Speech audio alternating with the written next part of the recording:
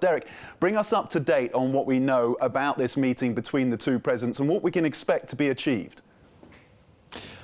Well, Tom, I think the most important thing is that they're actually going to be meeting, right? There was some actual question about whether or not they would, and Trump had threatened to tariff the rest of everything that China exports to the United States at about the 25% level. I think that was a large overhanging market risk that you had there that is now eased. It's now put to the side. And so what you're looking at now is sort of we're getting back onto the talks. We're getting back onto the idea that we're, a little bit of a return to normalcy, maybe. The two sides are going to talk at a senior staff level.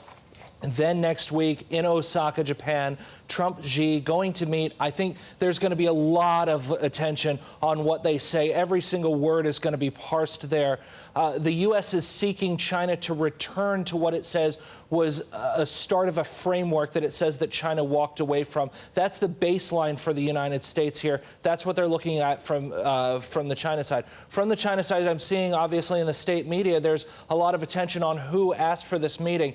They made a very big deal that the White House asked for this meeting. There's probably some significance there. So does that mean that Beijing thinks that they have the upper hand in these negotiations? I think it's hard to say. I think that, when you're looking at Donald Trump, you're looking at a guy who has had a lot of storm and then pulled it back toward a deal. And we've seen that happen a number of times, most recently with Mexico. However, this is also a president who is willing to get on Air Force One, to fly all the way over to this continent, and then not get a deal and walk away, which we saw in Hanoi.